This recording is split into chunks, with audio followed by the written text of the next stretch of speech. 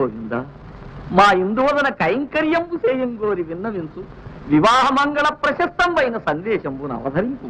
అంకిలి చెప్పలేదు చతురంగ బలంబులతోడ నెల్లి పంకజనాభ నీవు శిశుపాల జరాసుతులన్ జయించి నా వంకకు వచ్చి రాక్షస వివాహమునన్ భవనీయ శౌర్యమే యుంకుమదేసి చేకుని పొమ్ము వచ్చెదన్.